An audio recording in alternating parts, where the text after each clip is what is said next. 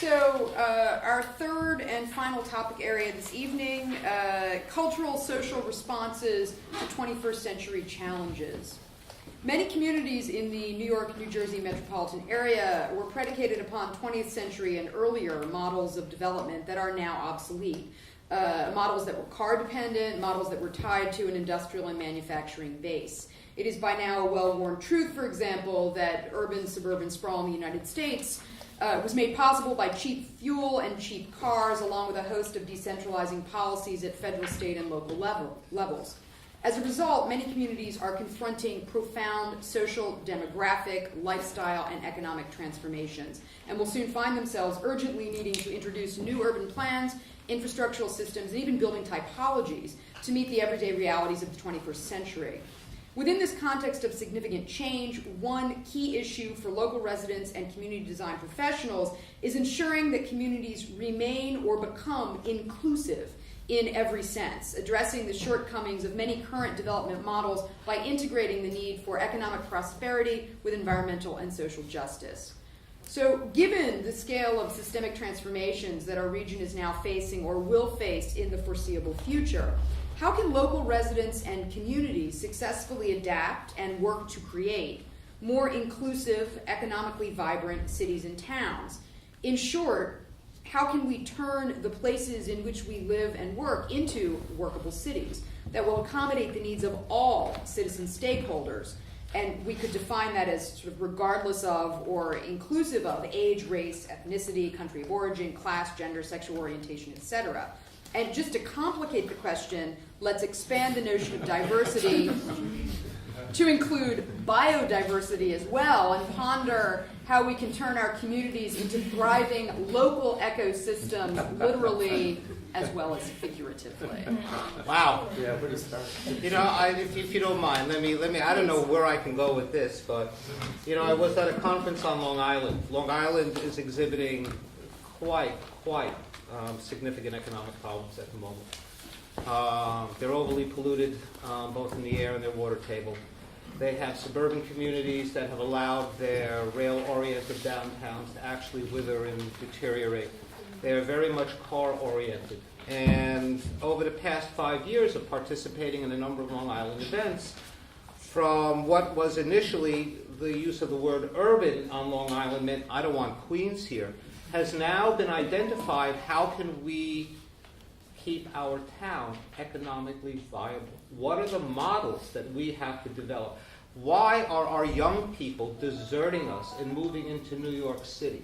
I mean, this is a problem with upstate New York, very, very dramatic problem. The brain drain is as the lack of opportunities, the lack of affordability affects these communities. It was interesting at this particular conference, as several of the elected people, and it's interesting, they split the dais with Nassau on one side and Suffolk on the other. Fragmentation one more time, because Long Island is an entire ecosystem, even though we've divided it up into counties. As someone said, listen, you put us into office. You put us into office on a sustainable agenda. I go to a town meeting and none of you people are there. The people yelling and screaming that they don't want change are there. So what is your role in the participation in this process, which is, I guess I'm repeating the line that I mentioned before. I mean, I myself, on a personal level, are a believer in diverse urban communities. I'm New York City born and bred, and I reside there, and I think it's wonderful. But at the same time, if I don't understand, as a professional, as an architect or a planner or as a developer, the issues that are culturally relevant to a suburban homeowner and be able to have a rational conversation with them, then we are not going to be able to advance this agenda. You know, I learned this. I was a participant in anti-war activities in the 1960s on the Vietnam War. And I remember one of the organizing lessons I learned. It was like, cut your ponytail, shave your beard, and be able to have a conversation with respect with people who oppose your position. And I think that is one of the questions we need to ask ourselves in order to address all the issues in this very large, question that has been put on the table. And we can't say, just because I don't like your lifestyle, that is a wrong lifestyle. How you can engage in the conversation how you can build a political framework, how you can build a coalition so that people can maybe understand broader regional concerns and how their local community is a player in this game. I guess to answer the question as much as I can, I'll just try to describe a little bit about what I've done with some communities that I've worked with, because I think it's hopefully it's a little bit hopeful. I know there's a lot of major challenges we're talking about. A lot of times, so I work directly with local community groups that are in some way or another trying to promote integration, whether or not they know it. They might not even identify it like that. And it's not just racial integration, like I said before. It's socioeconomic, age integration. It could be any sort of divisions that they have in their community. They're trying to address them. Religious.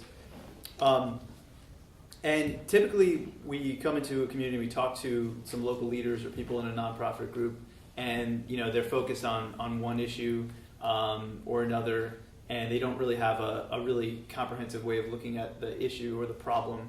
But they know that in principle they want an inclusive community and one that still meets really high standards. So this is what I was referring to before when I was talking about high opportunity towns. I mean, people want communities that have good education, good parks, good transportation access, good housing, in just a very general way.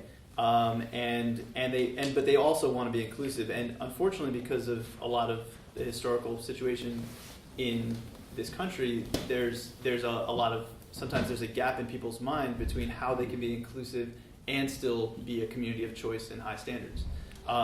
So I think it's about giving people a simple framework that says, you can do that. And the way you do it is by organizing a coalition of people that are specifically about creating a balanced, cohesive community. And from there, you will address many of your challenges. And you look at three main areas when you do that. You look at housing. You look at schools and other major institutions in the community, but schools are usually one of the leading ones. And you look at civics and participation and the various ways that people participate in community decision making and leadership. And you say in each of those three areas are the things that are happening in the community, promoting more integration, more people coming together, or are they promoting more division and more segregation? And when we use the word segregation, it's not in a legal sense. It's like in the sense of it happens as an outcome.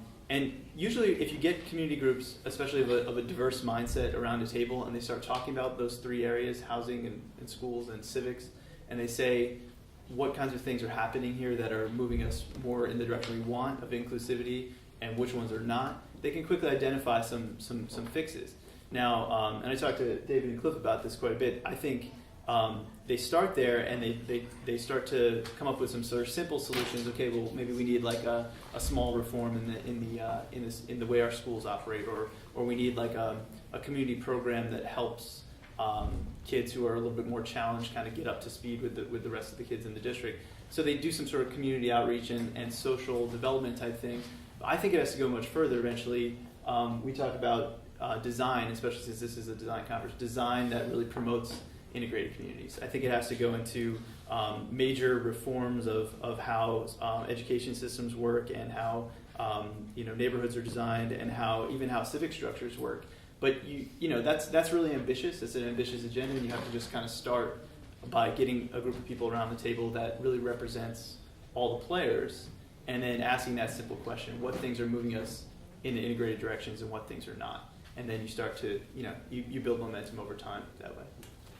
Thank you.